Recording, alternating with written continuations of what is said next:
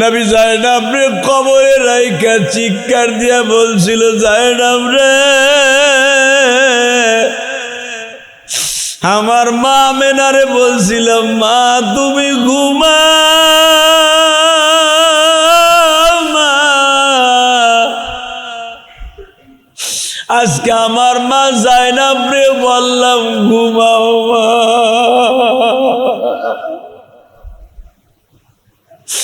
বাজান আমিও আমার বাবারে কবরে রাইখা কপালে চুমা দিয়ে বলছিলাম, আব্বা আমি করছি দেখে যে আপনারা করবেন তা না বাবা, এটা করা সুন্নাত না মুস্তাহাব না, এটা ভালোবাসার বহির প্রকাশ। বাবা দুইটা জুমা হয়ে গেল আমি আর আব্বা বলে ডাকি না। আমার মতো যাদের বাবা নাই গো মালিক, এই বাবা হারাইলিয়া বাবার মৃত্যুর পরে প্রথম জুমা পড়াইতে আসছে। আল্লাহ আমার মতো যাদের বাবা নাই রে, যাদের মা কবরে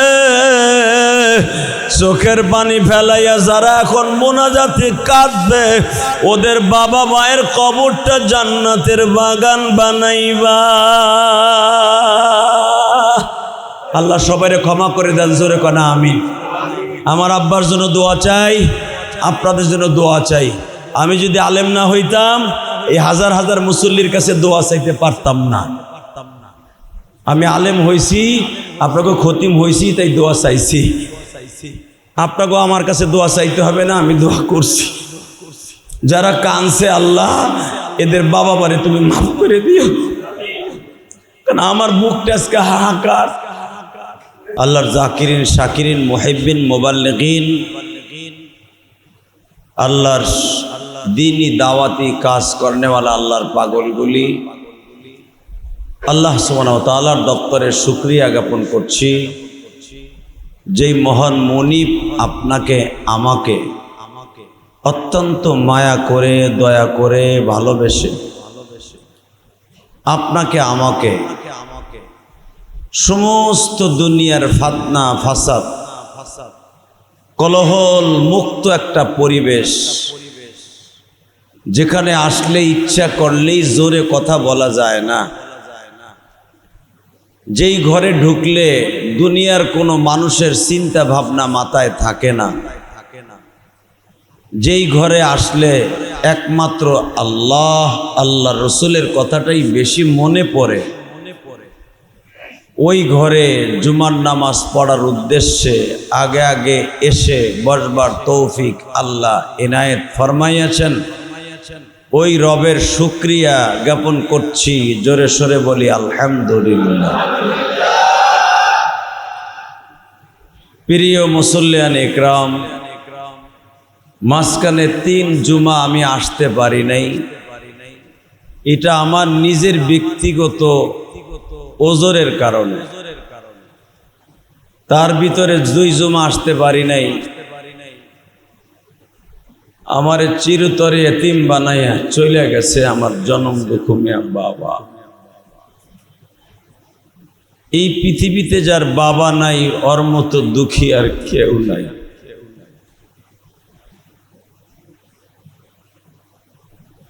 আমি আপনাদের সংক্ষেপে বুঝাইতে পারবো, যাদের এই ভুবনে ত্রিভুবনে বাবা নাই মা নাই, ওরাই বুঝে বাবা মায়ের যন্ত্রণা কি। আপনি 1000 কোটি টাকার উপরে ঘুমিয়ে থাকবেন, টাকা দিয়া বালিশ বানিয়ে ঘুমিয়ে থাকবেন, ঘুমও আসবে, কিন্তু আপনার ভিতরের যে জ্বালা পোড়া জনম দুঃখিনী মায়ের জ্বালা বাবার জ্বালা, এই যন্ত্রণা পৃথিবীর কেউ দেখবে না একমাত্র আল্লাহ ছাড়া।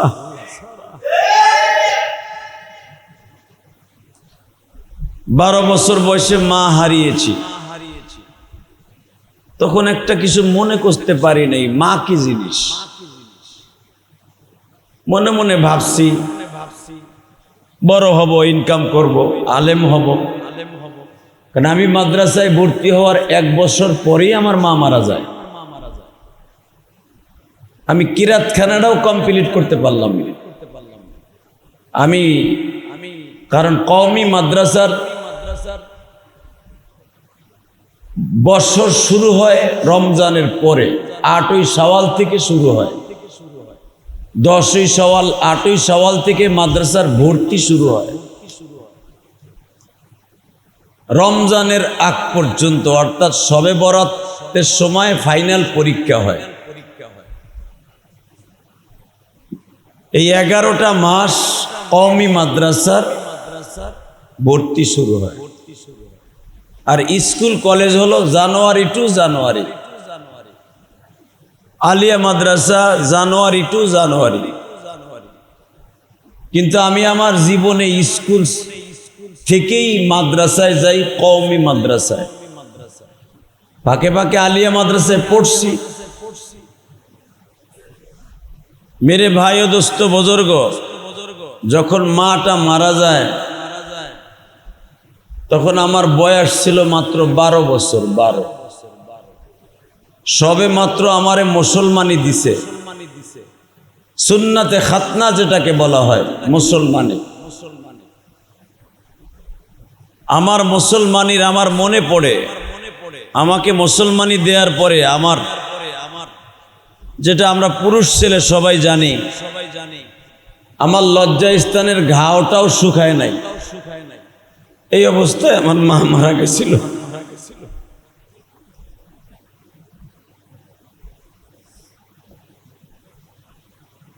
তখন বুঝতে পারি নাই মা কি জিনিস।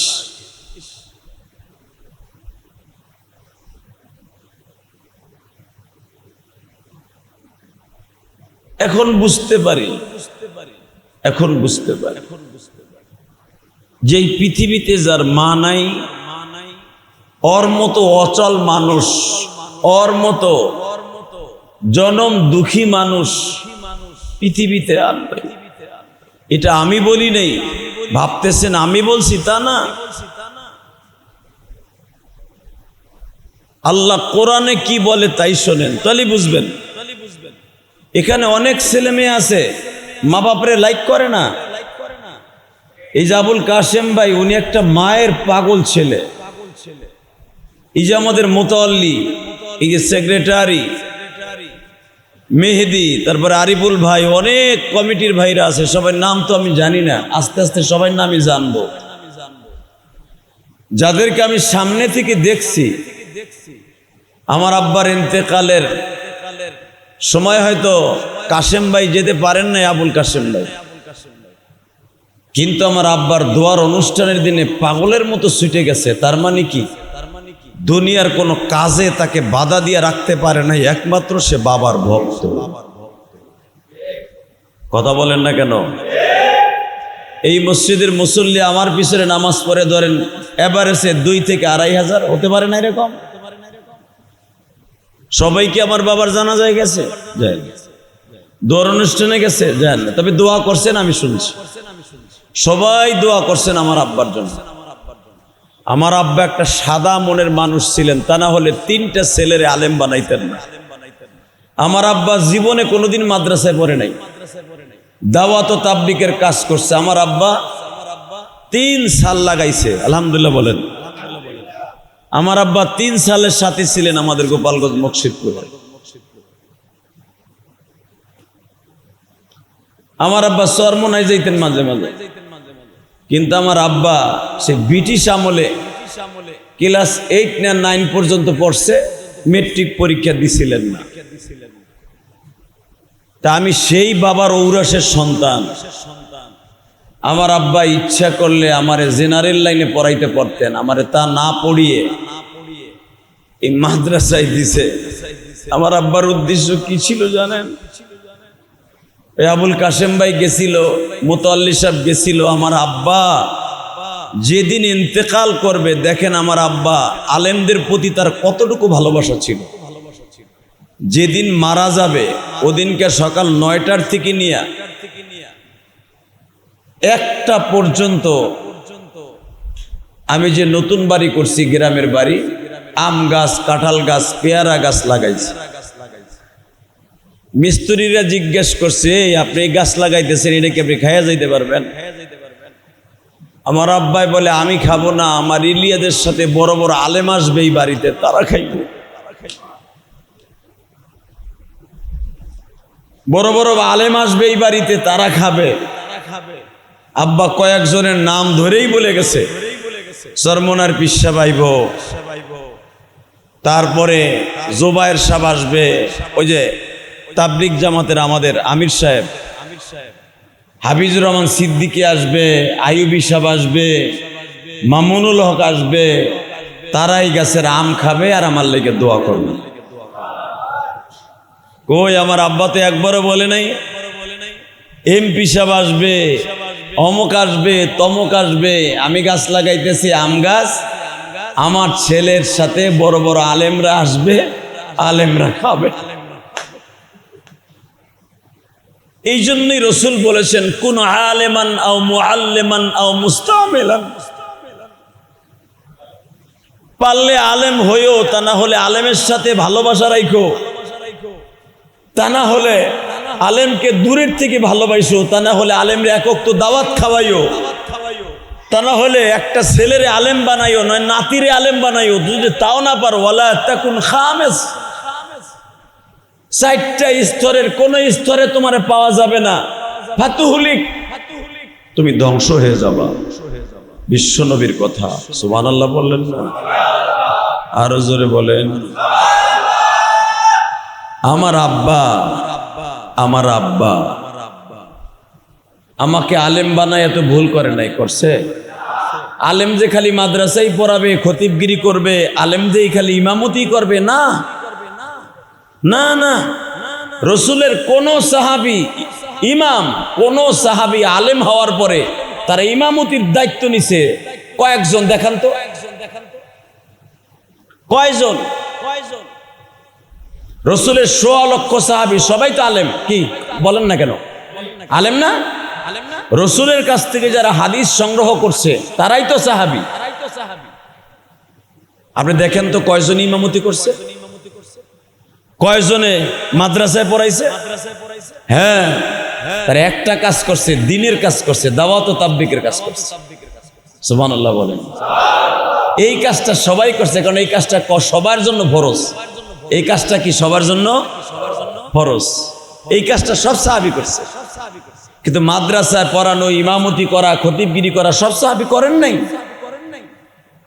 এমনকি রসুলের 4 জন খলিফার ছাড়া, হাসান হুসাইন ছাড়া, নবীর চাচতো ভাই আহলে বায়াত ছাড়া ইতিহাসে কমই পাওয়া যায় যে সাহাবীরা মসজিদে নববীতে ইমামতি করছে।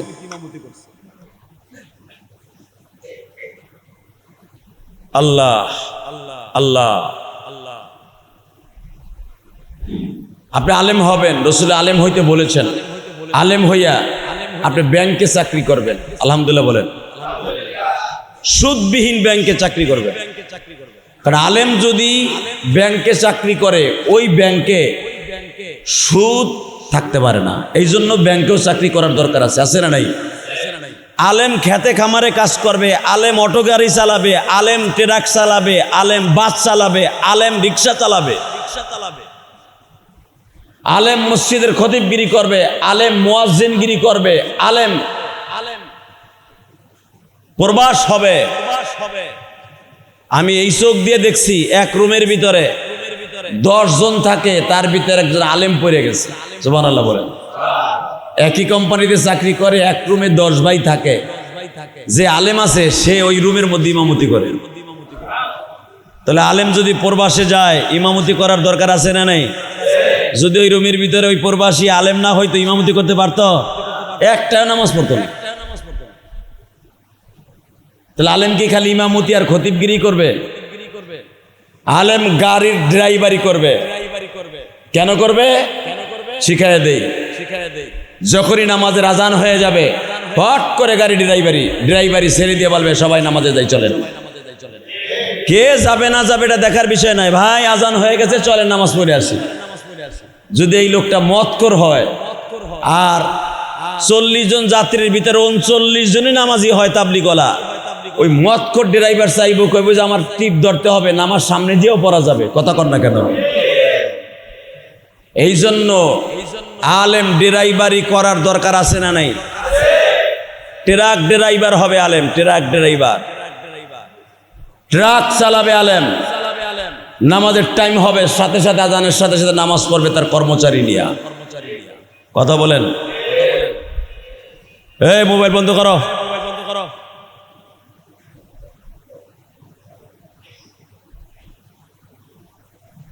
আল্লাহ আল্লাহ সুবহানাহু ওয়া তাআলা আলেমকে এত ইজ্জত দিয়েছে, এত সম্মান দিয়েছে। একটা অটো রিক্সাওয়ালা, রিক্সা চালাবে, অটো রিক্সাওয়ালা, দেখবেন অনেক চরমনায়ের মুরিদ আছে, অনেক তাবলীগওয়ালা আছে, মাথায় সাদা পাগড়ি, সবুজ পাগড়ি।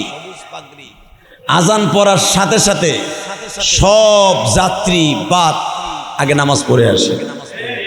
কথা বলেন? আছে না? তাহলে আলেম কি শুধু এক জায়গায় থাকবে না সব জায়গায় থাকবে? আমার বিশ্বনবী বলেছেন, সাহাবীরা রে, কোন আলেমান, যদি পারো আলেম হইও, আও মুস্তামিলান, যদি পারো একটা ছেলেরে আলেম বানাইও, যদি তাও না পারো একটা নাতিরে আলেম বানাইও, যদি তাও না পারো মেয়েটারে আলেম বানাইও। ছেলে কথা শুনে না, মেয়েরে বানাইও, মেয়ে পারো নাই মেয়ের ঘরের নাতিটারে বানাইও, তাও পারলা না মেয়েটারে অথবা নাতিটারে আলেমের কাছে বিবাহ দিও গো, তাও পারলা না, শুনিয়াল আও মুহিব্বান। কখন মসজিদের আজান হয়, মুয়াজ্জিন সাহেবের আজানটারে প্রেম হিসাবে গ্রহণ কইর, বইল যে এই মসজিদের মুয়াজ্জিন সাহেবের কণ্ঠটা অনেক সুন্দর, মুয়াজ্জিন সাহেব আজান দিছে, আমার মাওলার মসজিদে ঢুকতে হবে,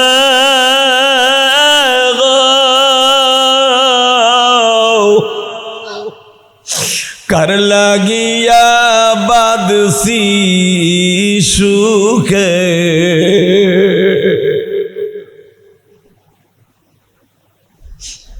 কার লাগিয়া বাদসি সুখে, এই না সুন্দর ঘর,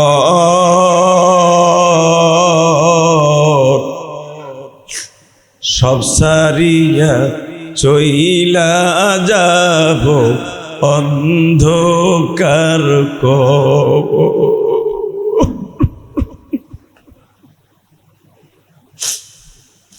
ওই ঘরেতে কে বা দিবে সন্ধ্যার বাতি, ওই ঘরেতে কে শুনাবে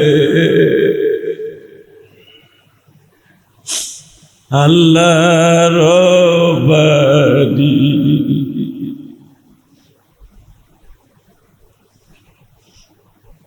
মুসল্লি ভাইরা, আমি কেমনে বুঝাই রে,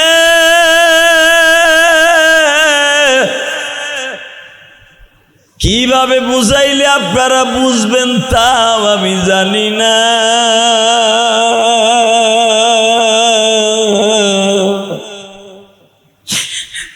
শুধু আমি এতটুকু বুঝাইয়া যাই,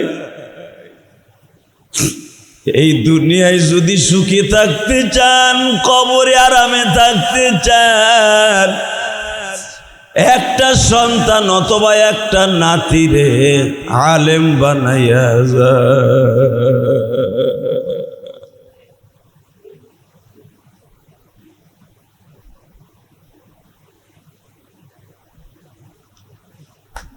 আমি বলি নাই, বিশ্বনবী বলছে। এখন যদি বলেন কি খালি আলেমরাই জান্নাতে যাবে, আমরা কি ব্যবসায়ীরা যাব না? হ্যাঁ, আপনিও জান্নাতে যাবেন। কেমনে?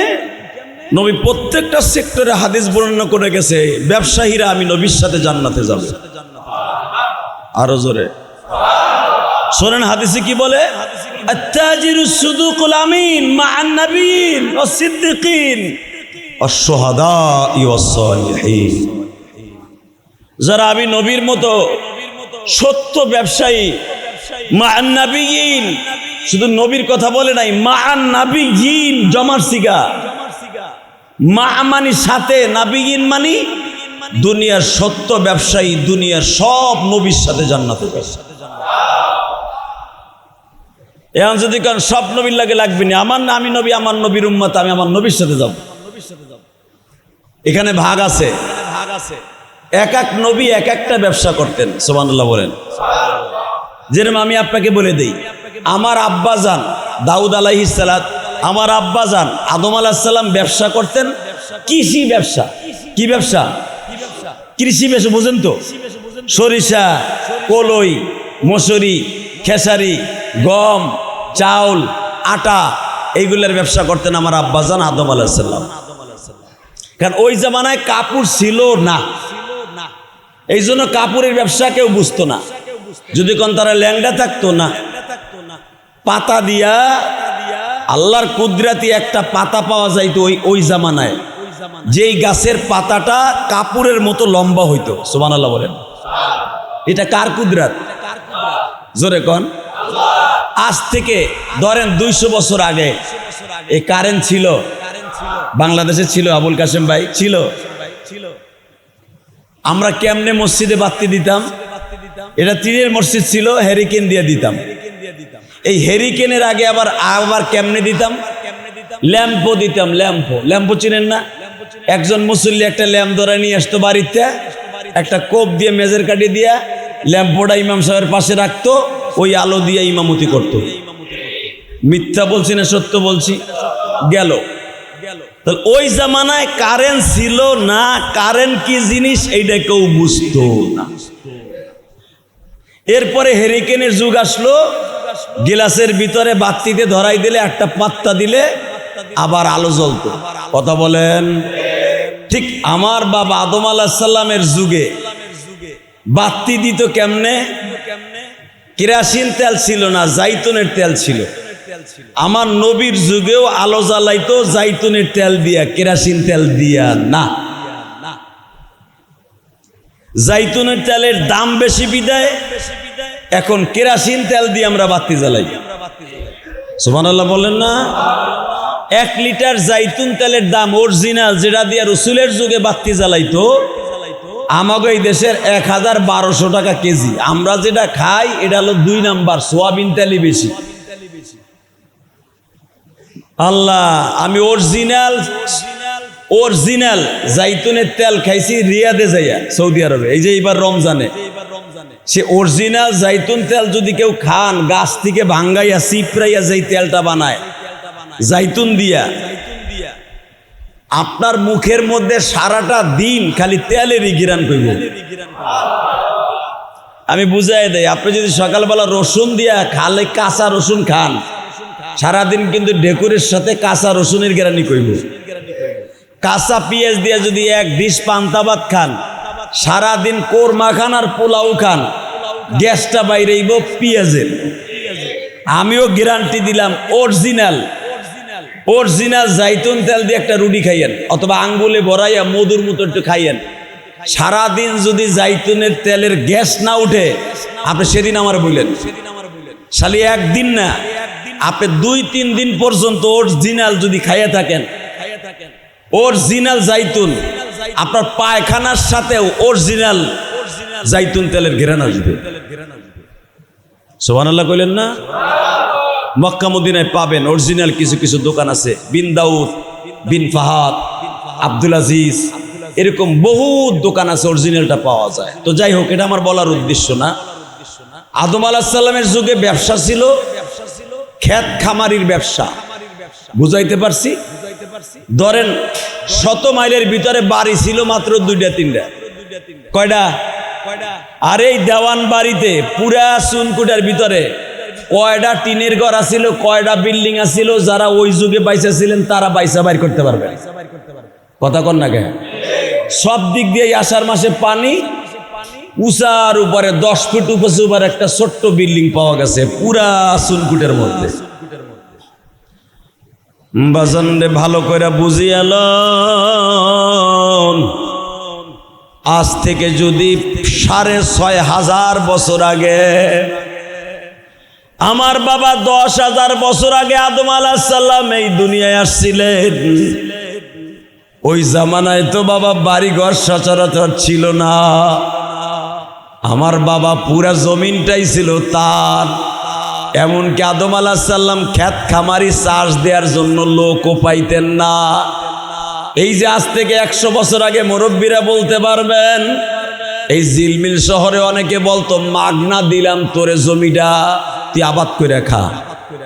কথা কন না কেন? এই আবুল কাসেম সাহেবের আব্বা হয়তো বলে দিছে তোর এই 5 বিঘা দিলাম, তুই বনায় খা, কিচ্ছু আমার দিতে হইব না, যেন ক্ষেতটা মাঠ না হয়ে যায়, জঙ্গল না হয়ে যায়, খেলার মাঠ যেন না হয়, তুই এটার আবাদ করে খা। কথা কন না কেন? এই জন্য 2-4-5 বিঘা দিয়ে দিত মাগনা। বাজান রে এখন তো 5 হাত জায়গাও কেউ মাগনা দেয় না। আমার আল্লাহ বলেন দুনিয়ার মানুষ রে, এক এক যুগে মানুষ আসছে, এক এক নবী আসছে, এক একটা স্টাইল আমি ব্যবসা শিখাইছি। যারা শস্য শ্যামলের ব্যবসা করবা, আদম নবীর সাথে জান্নাতে যাবা। আমি ব্যবসায়ীকে জান্নাতে নেওয়ার সিস্টেম করতেছি, সুবহানাল্লাহ আসতে কইলে আপনার কপাল লইব না। যারা কাপড়ের ব্যবসা করবা, ইদ্রিস নবীর সাথে জান্নাতে যাবা। ওই যে নবী বলছে আর নবী জিন, খালি আমি নবীর সাথে না। যদি আমি নবীর সাথে খালি জান্নাতে যাইতা, তাহলে আমি বলতাম আত্তাজির সুদুকুল আমিন মা মুহাম্মদ, এই কথা বলতেন। উনি বলছেন, আমার নবী বলছেন মান নাবিয়িন, কিয়ামত পর্যন্ত আমি নবী শেষ নবী। আমার আগে 1,24,000 পয়গম্বর যারাই আসছে, যে যে ব্যবসা করবা ওই সিফাত যদি সত্যিকারে থাকে, ওই নবীর সাথে ওই নবীর গাড়িতে জান্নাতে যাবা। যারা লোহা লক্করের ব্যবসা করেন, লোহা লক্কর বুঝেন, লোহা লক্করের ব্যবসা ছিল দাউদ নবীর। কার? এই কথা কন না কেন? কোন নবীর? লোহা লক্করের ব্যবসা যারা করেন, দাউদ নবীর সাথে জান্নাতে জেলে যেতে পারেন ইনশাআল্লাহ, যদি আপনার ব্যবসা সহি হয়। কারণ লোহা লক্করের ব্যবসা করছে আপনার আমার আব্বা দাউদ নবী, যেরকম মারহাবা। এইবার আসে যারা নৌকার ব্যবসা করেন, লঞ্চ, স্টিমার, জাহাজ, তার হাসর হবে নূহ নবীর সাথে। জীবনের প্রথম স্টিমার বানায় আমার বাবা, আপনার বাবা, দ্বিতীয় বাবা নূহ আলাইহিস সালাম। সুবহানাল্লাহ কইলেন না? এই জন্যই নবী কইছে নাবিয়িন, নবীদের সিফাত যদি থাকে আসেন। এরপরে যারা আস্তর মিস্ত্রির কাজ করেন না, আস্তর মিস্ত্রি, এই যে ঘর দুয়ার দালান কোঠা বানান, এরা জান্নাতে যাবেন মিল্লাতা আবিকুম ইব্রাহিম, জাতির আব্বাজান ইব্রাহিমের সাথে জান্নাতে যাবেন। কারণ পৃথিবীতে সর্বপ্রথম ঘর আকারে বিল্ডিং তৈরি করে, ঘর বানায়, ঘর ঘর ইব্রাহিম নবীর আগে কেউ ঘর বানাইতে পারতেন না। সর্বপ্রথম ঘর, ইন্না আউওয়ালা বাইতি উযিয়া লিন-নাস লাল্লাযী বিবাক্কাতা মুবারাকাও ওয়া হুদাল লিল আলামিন ফীহি আয়াতুম বাইয়িনাতুম মাকামু ইব্রাহিম। এই মাকাম মানে ঘর। সর্বপ্রথম ঘর বানাইছে তোমার বাপ ইব্রাহিম। আদম নবী জামানায় ঘর বানাইতো না, তারা পাহাড় কাইটে থাকতো। আদম আলাইহিস সালামের আগ পর্যন্ত পাথর গর্ত বানাইয়া অথবা পাহাড় কাইটা, যেরকম কবুতরে, ইন্দুরে, সাপে গর্ত বানাইয়া একদিকে মুখ রাখে, বাকি দিকে জানালা কাইটে রাখে ছিদ্রে ছিদ্রে দিয়ে, কাঠ দিয়া। ঠিক এইভাবে পাহাড় কাইটা তারা জানলা দিয়া পাহাড় কাইটা থাকতো, কিন্তু ঘর বানাইতে পারতো না। সুবহানাল্লাহ কোন? তো রাজমিস্ত্রি যারা আছেন, আমার বাবা ইব্রাহিমের সাথে জান্নাতে যাবেন। যারা কন্ট্রাক্টর আছেন, সত্যিকারে কন্ট্রাক্টর করলে ইসমাইল নবীর সাথে জান্নাতে যাবেন। পৃথিবীর সর্বপ্রথম কন্ট্রাক্টরই করছে ইসমাইল নবী। আরো জোরে, আরো জোরে।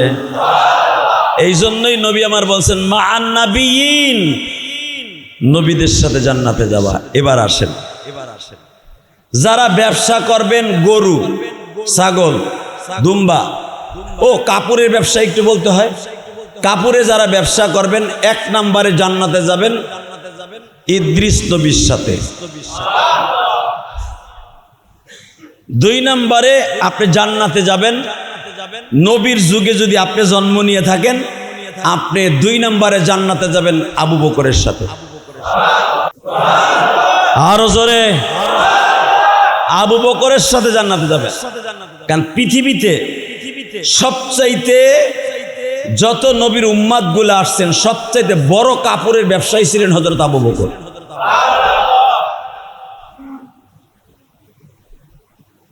আমার নবী কিন্তু কাপড়ের ব্যবসা করতেন না, এটা তো অনেকে জানেন না। কিতাবুল লিবাসে দেখবেন বুখারীতে, আমার নবী ব্যবসা করতেন 3 কোয়ালিটির। কয়টা? 1 নম্বরে নবী ব্যবসা করতেন আতরের ব্যবসা। কিসের ব্যবসা? নবীর বিবিরা আতর বানাইতেন, শিশির মধ্যে ভরে দিতেন। নবী আমার কন্ট্রাক্টরি করে তার শালা আব্দুল্লাহ, শালা করে যেটা বুঝবেন, নবীর সাথেই শালা ব্যবহার করা যাবে না। তারপরও তার ছোট ভাই অর্থাৎ আবু বকরের ছেলে, নবীর তো আর ছেলে বড় নাই, ছোট্ট ছেলে, আবু বকরের ছেলে আব্দুল্লাহর কাছে শিশি ভরে ভরে নবী দিতেন, বাজারে বিক্রি করো। 1 নম্বরে আমার নবীর ব্যবসা কিসের ব্যবসা? জোরে কন, আরো জোরে। তাহলে এই ব্যক্তির নবীর সাথে জান্নাতে। 2 নম্বরে নবী ব্যবসা করতেন মেসাকের ব্যবসা। 3 নম্বরে নবী ব্যবসা করতেন শীতকালে কম্বলের ব্যবসা। কিসের ব্যবসা? কম্বলের ব্যবসার একটা হাদিস শুনাই। হ্যাঁ, জোরে কন মারহাবা, আরো জোরে। নবী হইছেন কয় বছরে বলতে পারেন? 40 বছর গাত বাইন্দা লইছেন। কে একডেটটা নিতে পারেন না? হাসিনার বাপ বঙ্গবন্ধু মারা গেছে 15ই আগস্ট, কত বছর বয়সে? এটা ভালোই জানেন। জিয়াউর রহমান, খালেদা জিয়ার স্বামী তারেকের বাবা কবে মারা গেছে, কয়টায় মারা গেছে, এটা ভালো জানেন। যার সার্টিফিকেট ছাড়া, যার সিগনেচার ছাড়া দুনিয়ার কোনো মানুষ জান্নাতে যাবেন না, হেডটা জানেন না। কথা কনেন না কেন? আজকে শোনেন, লিখে নেন, লিখবেন আজকে, নাহলে আজকের ওয়াজটা বাড়িতে যে ইউটিউবে যাওয়ার পরে শুনবেন। আমার নবী বলেন 40 বছর 3 মাস 10 দিন বয়সে নবী নবুয়তি পাইছে। তাহলে 40 বছর ওভারটেক, খালি 40 বছর থুয়ে দেন কে? একরের টাইম। আমার নেতা বঙ্গবন্ধু, আমার নেতা শেখ মুজিবুর রহমান, আমার নেতা জিয়াউর রহমান, আমার নেতা মৌদুদি, আমার নেতা শফিকুর রহমান, আমার নেতা অমুক তমুক খেতরুল্লাহ সেদরুল্লাহ, যেগুলোর চরিত্র টান দিলে দেখা যাবে অন্যটা। সব নেতারটা মনে থাকে, কয়টায় মরল, কয় মিনিটে আজরাইল থাবা দিল, সব মনে থাকে। পৃথিবীর শ্রেষ্ঠ মহামানব, যার চরিত্র নিয়ে আল্লাহ কোরআনে কি বলে, আমি এক একটা আয়াত পড়ব, আপনার সব শক্তি দিয়ে আল্লাহু আকবার বলে আপনার শক্তি বাড়াবেন, ঈমানের শক্তি। রেডি? লাকাদ কানা লাকুম ফি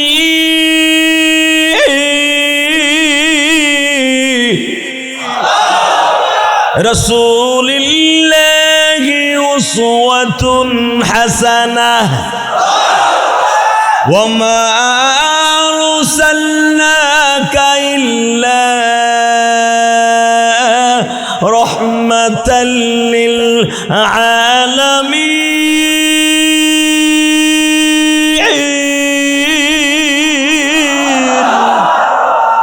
শেষ না, এখানে শেষ না। কুল আতিউল্লাহ ওয়া আতিউর রাসূল। শুনবেন আরো? ওয়া ইন্নাকা লাআলা খুলুকিন আযীম। কুল ইন কুনতুম তুহিব্বুনা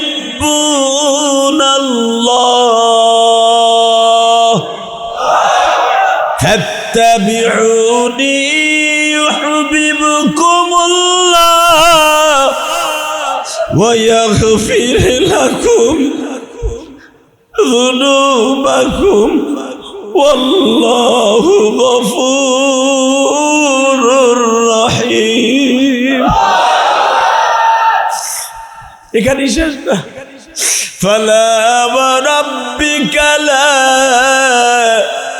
يؤمنون حتى يحكموك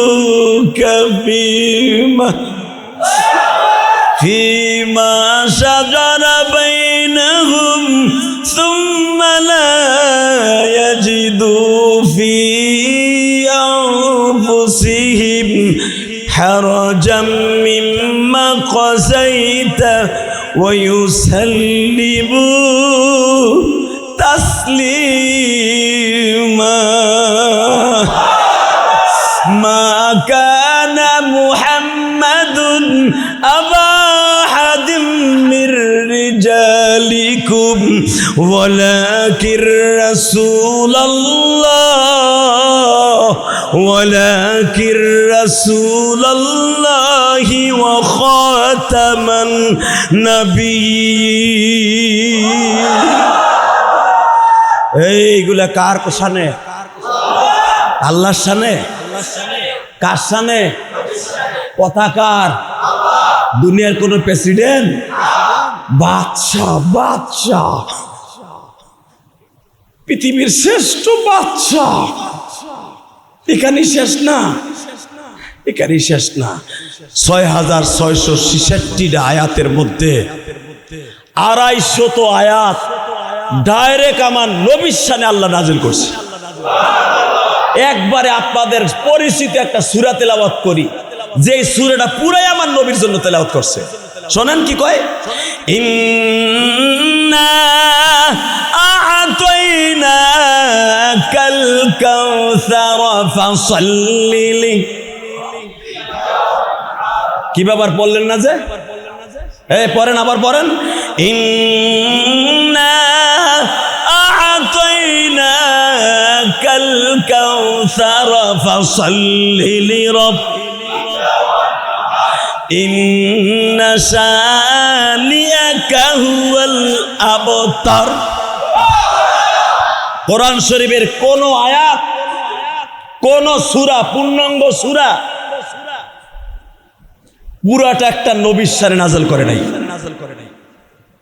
শুধু একটা ছোট্ট সূরা ডাইরেক্ট তার নবীরে খুশি করার জন্য নাযিল করছে কেন করছে এই আয়াতটা 2.5 বছর পর্যন্ত কাবা ঘরের দরজার সাথে লটকানো ছিল ইন্না আ'তাইনা ফাসাল্লি লিরাব্বিকা 2.5 বছর পর্যন্ত নবী লটকায় রাখছে ওমরে দিয়া আমার তুই তো আমার কল্লা কাটতে গেছিলি হ্যাঁ তুই না আমার বিরোধী ছিলি হ্যাঁ দুনিয়ার কেউ আমার কল্লা কাটতে সাহস পায় নাই তুই কাটতে গেছিলি 2টা তরবারি লইয়া 2টা রিভলভার লইয়া এই যুগে যেরকম নেতাকে 2টা রিভলভার মাজায় থাকে ওমর নেতার মাজায় 2টা রিভলভার অর্থাৎ 2টা তরবারি থাকতো জানেন সে তরবারি এখনো আছে এই রমজানে দেখে আসছি আমার সাথে চলেন ওমরা আমি দেখাই নিয়ে আসবো আলহামদুলিল্লাহ বলেন কিসওয়াতুল কাবা যেখানে কাবার গিলাফ বানানো হয়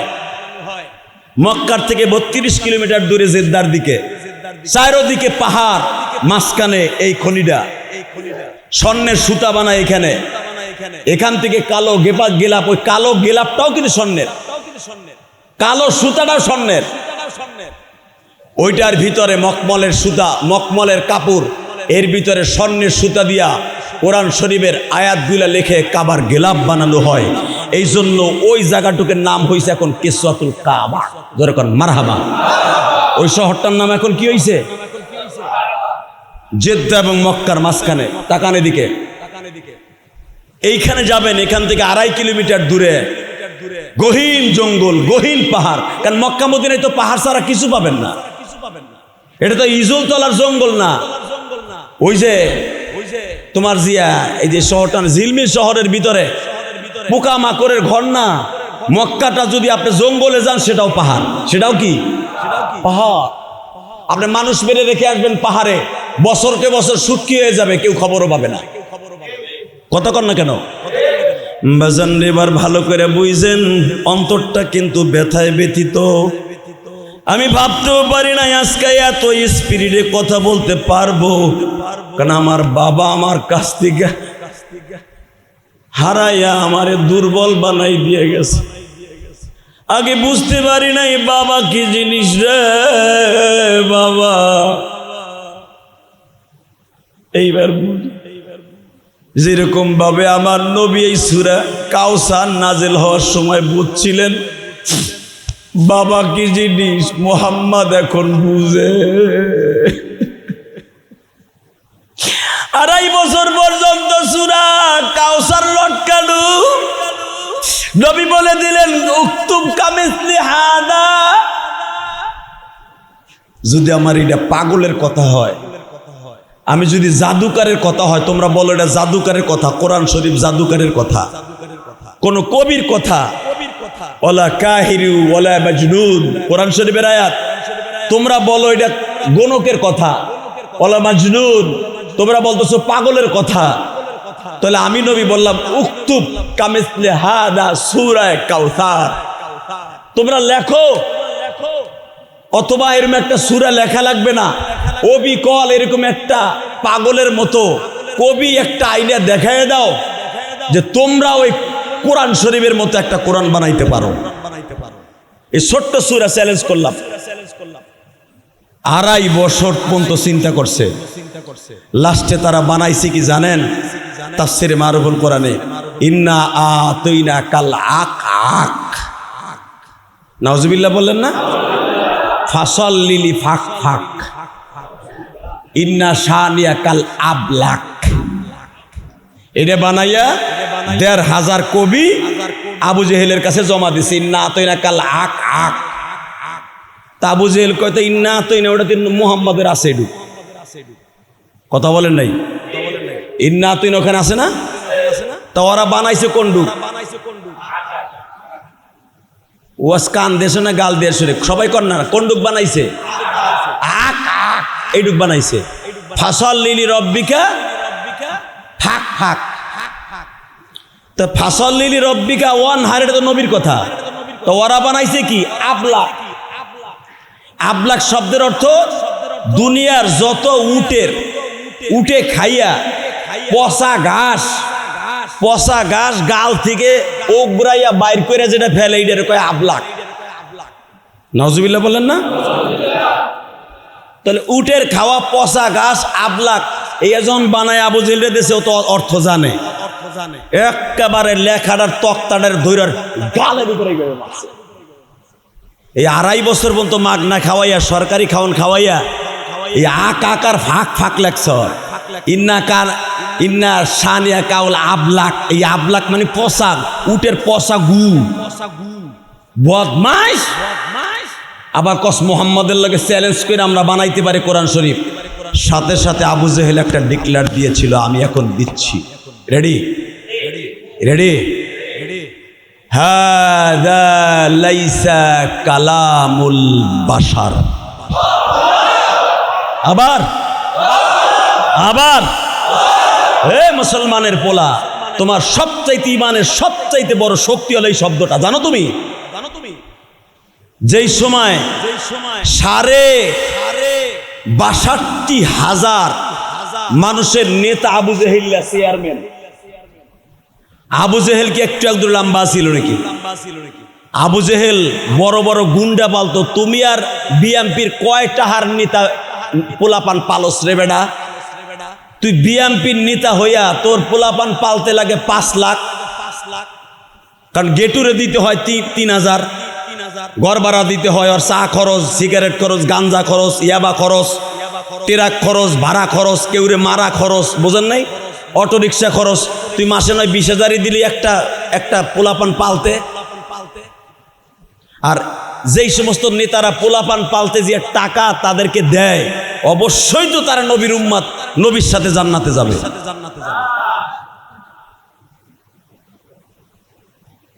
ভালো করে বুঝেন। আবু জেহেল যেই পোলাপানগুলা পালতো তাদের নামের সাইজগুলো আমি বুখারী থেকে বলছি, শোনেন।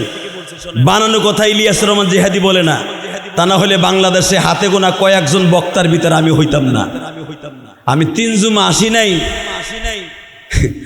আমার মুসল্লিদের মধ্যে অনেকে মনে মনে ভাবছে যে এইটা বাকছে না। আমি যদি চইলাও যাই আপনার কাছে বইলে যাবো আলহামদুলিল্লাহ বলেন যে ভাই আমি যাইতেছি, আমি আর পারবো না। আর আমারে কেউ জোর করে কেউ খতিবগিরি করাইতে পারবে না, আমি জানি। আমি কোনো জায়গায় কারো কথায় যাইও না, কারো কথায় ইনো হই না, উপরের থেকে পাশ যা হয় তাই হই, আলহামদুলিল্লাহ বলেন। এটা আমার বাবার উপদেশ ছিল। আল্লাহ, অনেকে শুনছি, অনেকে ভাবছেন যে জিহাদি সাহেব মনে আর আইব না। না দাদা ভাই, আমি যদি মরে না যাই অথবা মারাত্মক কোনো মামলা জেলে না ঢুইকা অথবা বাংলাদেশের বাইরে কোনো কাজে না যাই, একটা জুমাও মিস হবে না। বাংলাদেশে যদি আমি সারা রাত ওয়াজও করি, দেখবেন সকালবেলা জুমার জন্য আমি হাজির। এই গুণটা আমি বক্তার আছে, আলহামদুলিল্লাহ বলেন। আমার লেভেলে 10-12 জন বক্তা তো বাংলাদেশে। ওয়াজের গুণে 5-6 মাস কোনো বক্তায় জুমার নামাজ পড়ায় না। কিন্তু আমি ইলিয়াসুর রহমান জিহাদি, যারা আমার এই যে মুসল্লি যে মিরপুরি তিতুবেরে 50 জন আইছে, ওরা তো জানে আমি সকালবেলা জুমার দিন আসছি সকাল 8টায়, আমি জুমার নামাজ মিস করি নাই, আলহামদুলিল্লাহ বলেন। কারণ জুমার নামাজ তো আমারও পড়তে হবে, তাহলে আমি বয়ে থাকবো, কষ্ট হোক আমি পড়াই, জিমাইয়া হইলেও পড়াই। আপনার টেনশন করেন না, ইলিয়াস রহমান যদি ভাগবে, আর এমন কোনো কাজ করবো না যে আমার ভাগ্যে যাইতে হইব। কারণ কি, মসজিদ ছাইরা একটা খতিব একটা ইমাম তখনই ভাগে যখন মসজিদের কোনো টাকা হের পকেটে চুরি অবস্থায় ধরা খায়, কথা কন না কে, অথবা কমিটির সাথে তার গ্যাঞ্জাম হয়। আমার লগে কমিটির কোনো গ্যাঞ্জাম হবে না, তবে কেউ যদি বেয়াদবি করেন এটা আমি বরদাস্ত করব না। যারা আমি আসি নাই আমারে অনেক শব্দ দিয়া বকা দিছেন, ভালো হয়ে যান। আমি আবুল কাসেম ভাইয়ের কাছে বিচার দিয়ে গেলাম, আর মোহাম্মদ আলী ভাই, মেহেদি ভাই, সভাপতি যারা আছেন, বিচার দিয়ে গেলাম। 3 জুম্মা আমি আসি নাই। কেন আসি নাই আপনারা জানেন না? আমার জনম দুঃখ বাবা, আরে দত্তর খতিবগিরি মিয়া, আমার আব্বা আগে, কথা বলেন না কেন? খতিবগিরি তো আমি ঠিকই করছি আমার গ্রামের মসজিদে, যে মসজিদ আমি অনেক টাকা খরচ করে করছি গ্রামে। কিন্তু এই যে বাজে বকাগুলো আমারে দিয়েন না, আপনাকে পাও ধরছি। একজন আলেমের বরদোয়া নিবেন, মইরেও শান্তি পাবেন না, কবরে যেও শান্তি পাবেন না, দুনিয়ায় তো পাবেনই না। চ্যাংড়া পোলাপান রাস্তার পর খাড়ায় 2টা থাবুর দেবে, বুড়া বয়সে দাড়ি পাকা মানুষ থাবুর দিয়ে কাজ করে হেলাই দিবে। আল্লাহ হেফাজত করুক, জোর কানা আমিন। আল্লাহ, তো আবু জেহেল যখন নাকের উপরে এইভাবে মারছে, তা আবু জেহেল যেই পোলাপানগুলো পালতো, শোনেন তাদের নামের সাইজগুলো শোনেন। বলেন, 1 নম্বরে উতবা, নাম কি? আরো জোরে, নাম কি? সাহেবা, মুগিরা, হারেস, নাফেল, কুসায়ের, দুসায়ের, দুসবোরা, আবিরা, আবুল আহাব। এরপরে শুনবেন না, আবুল আহাবের চিনছেন তো? আবুল আহাবের যে সম্পদ ছিল, আপনাকে পুরা সরাইল, কালীগঞ্জ, পুরা মডেল থানা, কেরানীগঞ্জের পুরা জমিন মিলা বেচলে যেই জায়গা, আবু তালেব 1 সিজনে ওই টাকা লাভ করত। আরো জোরে কোন? আবু তালেব হলো আমার নবীর আপন চাচা, এবং যেই আবু তালেব আমার নবীরে নিজে ঘুম না পড়াইয়া কোনোদিন ঘুমাইতে যায়। বাবার চাইতে বেশি বলা যাবে না, নবীর বাবা তো বেঁচেই ছিলেন না। বাবার চাইতেও অনেক মুসান্নেফ লেখেন, বাবা বাইসা থাকলে নবীরে কতটুকু আদর করতেন জানি না, বাবার চাইতে একটু আদরও কম দিছে এমন কোন ইতিহাস নাই। জোরকান মারহাবা। আর কয়েক মিনিট কথা বলবো, চোখের 1 ফোঁটা পানি ফেলাইয়া দেখেন তো, আপনার আব্বা আমার আব্বা কবরে আরামে থাকে কিনা। আমি আমার জীবনে আল্লাহর কাছে আর কিচ্ছু চাই না। টাকা পয়সা আমারে যা আল্লাহ দিছে, আমি সারা জীবন বইয়া খাইলেও শেষ হইব না, আলহামদুলিল্লাহ বলেন। আপনারে যা দিছে সারা জীবন বইয়া খাইলেও আপনার শেষ হবে না, আমি জানি। কিন্তু এখন শুধু কি দরকার জানেন? কবরের পরিস্থিতি দরকার। কবরের পরিস্থিতি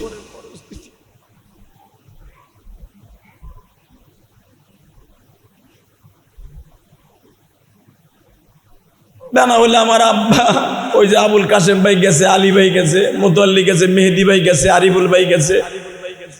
আমার আব্বা যেই বাড়িটা আমারে সাজাই দিয়ে গেছে, জিজ্ঞেস করবেন এদের কাছে, এটা গৌরব নয়, অহংকার নয়, আল্লাহর কসম। আবুল কাসেম ভাই বলতে বাধ্য হয়েছে, হইতে পারে আপনার বাবা গরিবের ঘরের সন্তান, কিন্তু আপনার বাবার রুচিটা ছিল অন্যরকম।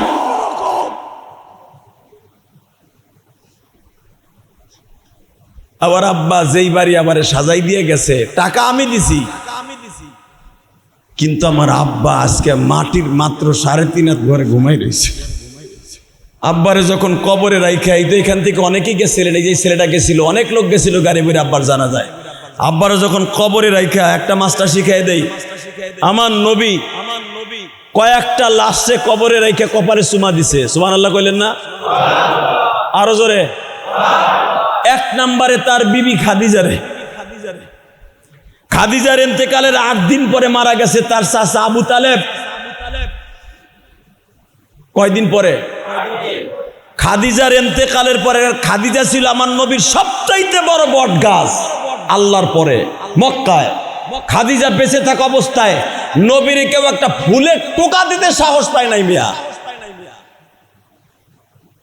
খাদিজা চলে গেল। খাদিজার সাথে আরেকজন ডাল হয়েছিল পুরুষ, তার নাম আবু তালেব। কি নাম? যে তারে কোলে পিঠে করে মানুষ করছে, ব্যবসা শিখাইছে, বিজনেসম্যান বানাইছে। যেই নবীর সাথে আপনি জান্নাতে যাবেন কাপড়ি ব্যবসা করলে, মেসাকের ব্যবসা করলে, আতরের ব্যবসা করলে, ওই নবীর যে এস্টাবলিশ করছে, যার যে ব্যবসা শিখাইছে, তার নাম আবু তালেব। কি নাম? আবু তালেব। আবু তালেব মারা গেল 8 দিন পরে। আমার নবী মা খাদিজার কপালে চুমা দিয়ে এইভাবে হাত দিয়া চোখটার মোছা দিয়ে বলছিল, ঘুমাও ঘুমাও, দেখা হবে আবার কিয়ামতের মাঠে।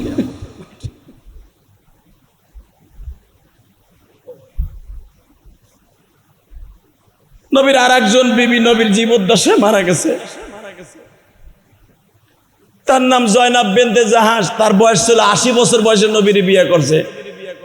যেই নাস্তিক গুলা বলে নবী যৌবনের তারণায় 11টা বিয়ে করছে, আর কপালে জুতার বাড়ি। এই যৌবনের তারণায় যদি নবী 11টা বিয়ে করে থাকে, এই নাস্তিকের বাচ্চা, আমার নবীর জীবনের প্রথম বিয়ে করছে 40 বছর একটা মাকে। আমাদের দেশে 40 বছর একটা মহিলার কি থাকে? 3টে স্বামীর ঘর করছে মা খাদিজা আগে, ওই ঘরে 2টা বাচ্চা হইছে। বাচ্চা হইলে একটা মহিলার কি থাকে বেটা? খাদিজার আগের ঘরে স্বামীর ঘরে 2টা বাচ্চা, নবীর ঘরে 6টা বাচ্চা। এই 8টা বাচ্চার মালিক আমার মা খাদিজা। এই 40 বছরের মেয়েটাকে বিয়ে করলেন আমার নবী। এই লোকটা কি কোনো সেক্সুয়াল কারণে বিয়ে করতে পারে? হ্যাঁ, গেল। এরপরে নবীর দ্বিতীয় বিয়া মা আয়েশার পরের আগে, মা আয়েশার 3 মাস আগে। মা আয়েশা তো তৃতীয় বিয়া। মা আয়েশার 3 মাস আগে একটা বিবাহ করছিলেন। ওই মহিলার বয়স ছিল 80 বছর। সাউদা নাম কি? মা সাউদা, বয়স ছিল 80 বছর। কত? জোরে জোরে কত?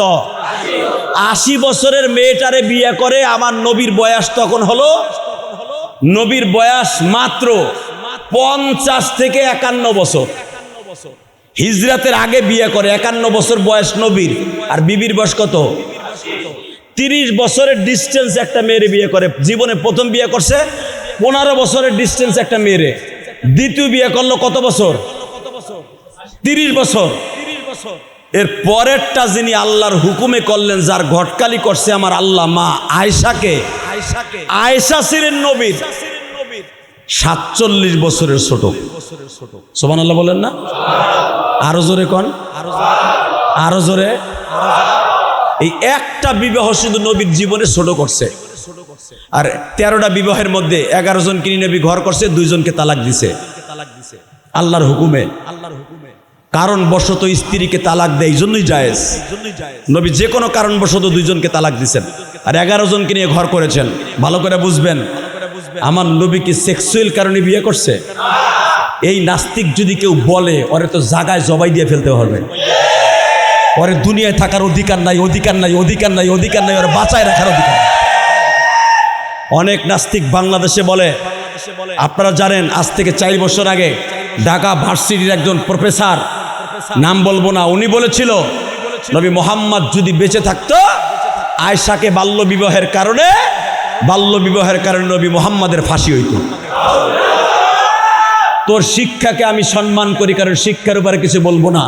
তোর মতো পাগল ছাগল, তোর মতো ম্যাগনেট, তোর মতো পাগল কুত্তার মাথার উপরে আমি প্রস্রাব করি।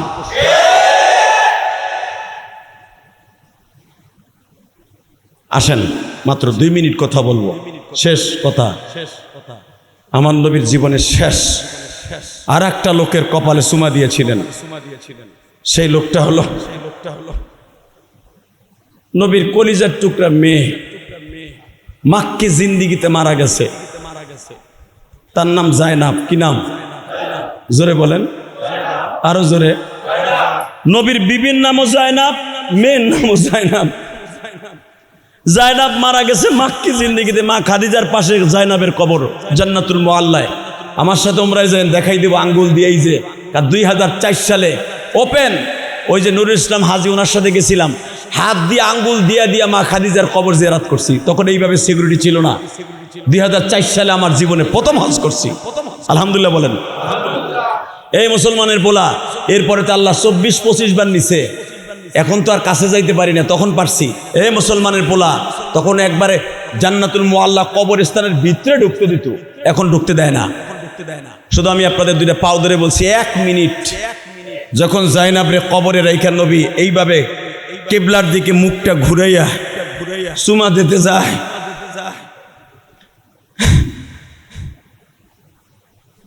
জিবরাইল তখন বলছিল, ইয়া রাসূলুল্লাহ, এই চুমাটা যে আপনি দিতেছেন, আপনি কি উঠতে পারবেন কবর থেকে? আপনি কি উঠতে পারবেন?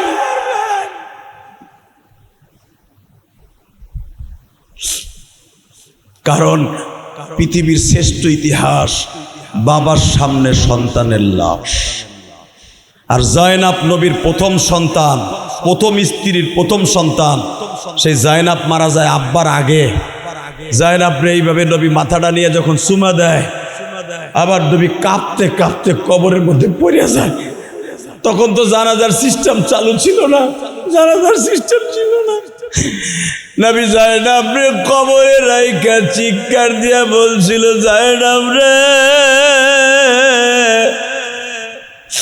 আমার মা আমেনারে বলছিলাম, মা তুমি ঘুমাও মা। আজকে আমার মা জায়নাবরে বললাম ঘুমাও মা।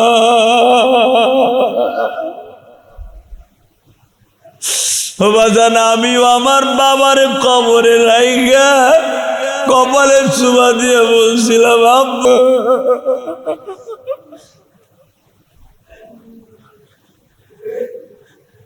আমি করছি দেখে যে আপনারা করবেন তা না বাবা, এটা করা সুন্নাত না, মুহাস্তাব না, এটা ভালোবাসার বহির প্রকাশ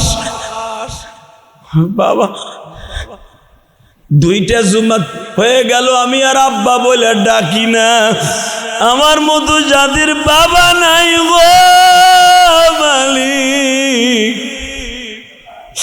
এই বাবা হারাইলিয়া বাবার মৃত্যুর পরে প্রথম জুমা পড়াইতে আসছে। আল্লাহ, আমার মতো যাদের বাবা নাই রে, যাদের মা কবরে, চোখের পানি ফেলাইয়া যারা এখন মোনাজাতে কাঁদবে, ওদের বাবা মায়ের কবরটা জান্নাতের বাগান বানাইবা। আল্লাহ সবাইরে ক্ষমা করে দেন, জোরে কনা আমিন। আমার আব্বার জন্য দোয়া চাই, আপনাদের জন্য দোয়া চাই। আমি যদি আলেম না হইতাম, এই হাজার হাজার মুসল্লির কাছে দোয়া চাইতে পারতাম না। আমি আলেম হইছি, আপনাকে খতিম হইছি, তাই দোয়া চাইছি। আপনাকেও আমার কাছে দোয়া চাইতে হবে না, আমি দোয়া করছি। যারা কানছে, আল্লাহ এদের বাবা বারে তুমি মাফ করে দিও, আমার বুকটা আজকে হাহাকার।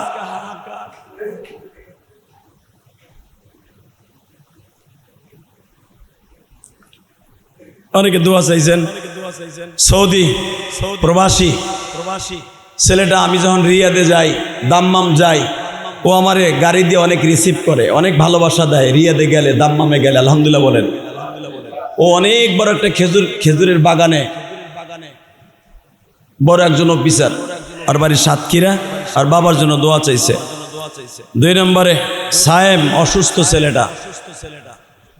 নবী বলেছেন, তুমি যদি কারো অসুস্থতার কারণে কাউরে হাত বাড়াও ট্রিটমেন্টের জন্য, আমি নবী তোমারে বললাম তুমি কবরে আসলে অসুস্থ হয়ে আমিও হাত বাড়াবো। নবীর হাদিস। 2 নম্বরে মেহেদি ভাই আমার কাছে দোয়া চায় নাই, তারপরও বলি সে ওমরায় যাবে, আলহামদুলিল্লাহ বলেন। আল্লাহ মেহেদি ভাইয়ের সব কাজগুলো তুমি সঠিকভাবে কবুল করে নিও, তার আব্বাজানকে মাফ করে দিও। আলহাস এমারাত হোসেন অনেক দূরের থেকে, সেই ফরিদপুরের থেকে নামাজ পড়তে আইছে, ফরিদপুর সদরপুরের থেকে আইছে নামাজ পড়তে এইখানে, আলহামদুলিল্লাহ বলেন। এবং সেই জুমায় আইছে তা না, প্রতি জুমায় আহে, প্রতি জুমায় আসে। আইসা কমিটির জিগায়, হুজুরকে এই জুমায় আসবো না। আসলে প্রকৃত ভালোবাসার লোক তো এরাই, ঠিক না বেঠিক? দোয়া এদের জন্য করবো না যারা মসজিদের গেটে বয়া বয়া সমালোচনা করবো, কয় হালায় মনে আর আইবো না। খবরদার, ভালো থাকেন, আল্লাহ সুস্থ রাখুক, যেরকম আমিন। যদি আমার কেউ বকা দিয়ে থাকে, সে এখন আমার সম্বন্ধী না, তার আজ থেকে সম্বন্ধীকে ডাকবো আবুল কাশেম ভাই। আমার সাথে আপনিও আবুল কাশেম ভাই হেরে দেখাই দেবো, আপনিও সম্বন্ধী কবে নাস্তিকা। তারপরে আশিক ছেলেটা অসুস্থ, যুবক মানুষ, আল্লাহ তুমি তার সুস্থ করে দাও, যেরকম আমিন। এরপরে আরো অনেক ছেলেরা মিরপুর থেকে আসছে, কালীগঞ্জ থেকে আসছে, কবুতরপাড়ার থেকে আসছে, জিলমিল শহরে অনেক মুসল্লিরা আসছে। এই যে পাশের মসজিদ থেকে আইয়া দোয়া চাইছে মোনাজাতের আগে। সদরপুর থেকে যে লোকটা আসছে, উনি আমার মাদ্রাসায় 500 টাকা দানও করছে, আলহামদুলিল্লাহ বলেন। আর একটা কথা শুনলে খুশি হবেন, আমার মাদ্রাসায় আমি আমার আব্বার নামে কোনো খরচা করি নাই।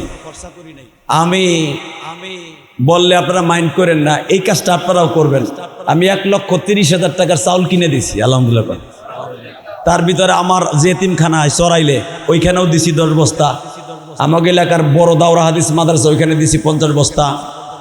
এরকম বিভিন্ন মসজিদ অনেক এতিমখানায় চাউল কিনে দিছি। আপনাদের আব্বা আম্মার যখন মৃত্যুবার্ষিকী হয়, খরচা আপনারা করেন স্পেশাল, কোনো সমস্যা নাই, কিন্তু মাদ্রাসার এতিমখানায় চাউল কিনে দিবেন, আলহামদুলিল্লাহ করেন। আপনার আব্বা ডাইরেক্ট জান্নাতের খাবার পাবে ইনশাআল্লাহ। আমার আব্বার জন্য দোয়া করেন। আমি অনেক মসজিদে আজকে মাদ্রাসায় দিছি, আপনার আব্বা আমার জন্য দোয়া করি, আপনারাও করেন, আল্লাহুম্মা আমিন। ربنا ظلمنا أنفسنا وإن لم تغفر لنا وترحمنا لنكونن من الخاسرين ربنا فاغفر لنا ذنوبنا وكفر عنا سيئاتنا وتوفنا مع الأبرار ও মালিক, তুমি তাকায়া দেখো আমার মতো কার জানো বুকটা খালি হয়ে গেছে। এই যে 2টা জুমা হয়ে গেল, টেলিফোনে একবারও আমারে আব্বা কইয়া কেউ ডাকে না রে। জুমার দিন হইলে আব্বাই টেলিফোনে বৃহস্পতিবার রাত্রে বলতো, বাবা ও আমার বাবা ইলিয়াস শরীরটা ভালো না, দোয়া কইরো।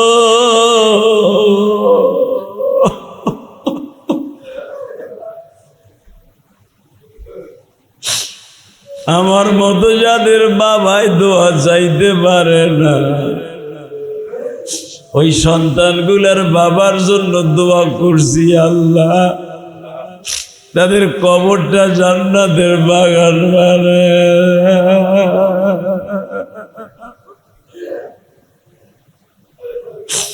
আল্লাহ আমার মধুকে 40 বছর আগে মা হারাইছে গো।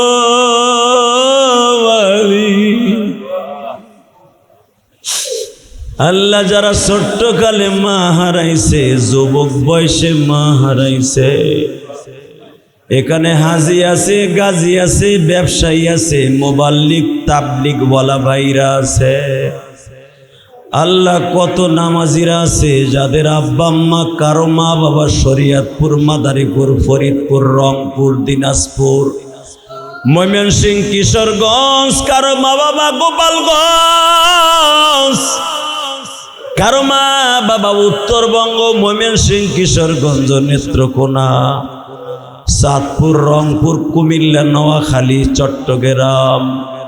যার মা বাবা যেই কবরস্থানে শুয়ে আছে প্রত্যেকের কবরটা জান্নাতের বাগান বানায় দাও। আল্লাহ রাস্তায় দেখা হইলে কত যুবক সম্মান করে, কত যুবক সালাম দিয়ে বলে হুজুর এইটা খান ওইটা খান। কত দোকানদার ভাইরা দোকানের সামনে দিয়ে গেলে বলে হুজুর এই জিনিসটা খাইলে খুশি হব। আহারে আমার নবীরও তো সাহাবীরা এইভাবে ভালোবাসতো, যারা আলেম ওলামাকে এইভাবে ভালোবাসে তুমি তাদের জান্নাতের খাবারের ব্যবস্থা করে দিয়া। আল্লাহ সদরপুর থেকে তোমার এক বান্দা মাদ্রাসায় দান করে দোয়া চাইছে। আল্লাহ মেহেদি ভাই ওমরায় যাবে, তুমি তার বাবার কবরটা জান্নাতের বাগান বানায় দিও, তার শ্বশুরের কবরটা জান্নাতের বাগান বানায়া। তার মায়ের জন্য দোয়া চাইছে, মা অসুস্থ, সুস্থ বানায় দিও। আবুল কাশেম ভাই, মোতাল্লি সহ, আলী ভাই সহ, আরিফুল ভাই সহ, মসজিদের কেশিয়ার সভাপতি, সেক্রেটারি, সহ সভাপতি যারা কমিটিতে আছে, আল্লাহ যারা মসজিদের খেদমত করে, আল্লাহ যারা আমার বাবার কবরটা জিয়ারত করে আসছে, আল্লাহ আমার চামড়া দিয়া যদি তাদের জুতা বানায় দেয় এই ঋণ শোধ করতে পারবো না। তারা আমার রক্তের কেউ নাই। মসজিদের ইমাম সাহেব, মুয়াজ্জিন সাহেব, খাদেম সাহেব টেলিফোন করে বলে হুজুর প্রত্যেক ওয়াক্তে ওয়াক্তে আপনার আব্বার লেগে দোয়া করছি। নবী বলছে তোমার সবচাইতে বড় বন্ধু হলো ওই ব্যক্তি যে তোমার মা বাবার জন্য দোয়া করবে। আল্লাহ ইমাম সাহেব দোয়া করছে, মুয়াজ্জিন সাহেব দোয়া করছে, খাদেম সাহেব দোয়া করছে, আল্লাহ মুসল্লিরা দোয়া করছে, আল্লাহ রসুল আমার আব্বার একটু মাফ করে দাও না আল্লাহ, আমার আব্বার কবরটা জান্নাতের বাগান বানায় দাও। আল্লাহ আমার আব্বা সাদা মনের মানুষ ছিল, আল্লাহ তুমি মাফ করে দাও। আল্লাহ আল্লাহ আমাদের হেদায়েত নসিব করে দাও। আল্লাহ অনেকে বুঝে না, হেদায়েত নসিব করে দাও। আল্লাহ আমাদের ছেলে মেয়েদেরকে হক্কানি আলেম আলেমা বানায় দাও। আল্লাহ অনেক নবীর সন্তান খারাপ হয়ে গেছে, দোয়া করে গেছে, কবুল হয় নাই। আল্লাহ আমাদের সন্তানদেরকে হেদায়েত নসিব করে দাও। আমাদের মধ্যে যারা অসুস্থ আছে সুস্থ বানায় দাও। আল্লাহ যারা আমাকে নিবেদিত প্রাণ ভালোবাসে, আব্দুল হান্নানের এক ভাই খুব অসুস্থ, হসপিটালের বেডে, আল্লাহ তাকে সুস্থ বানায় দাও। ওমর দোয়া চাইছে, আল্লাহ রবিন দোয়া চাইছে, আরো যারা দোয়া চাইছে প্রত্যেকের মনের আশা পুরো করে দাও। এই মসজিদে যে কাজগুলো আছে প্রত্যেকটা কাজগুলো তোমার গাইবী খাজানার থেকে পুরো করে দাও। বর্তমান কমিটি, বিগত কমিটি, মসজিদের জায়গাদাতা, বিল্ডিং দাতা সবাইকে কবুল করে নাও। বিরহমাতিকা ইয়া আরহামার রাহিমিন।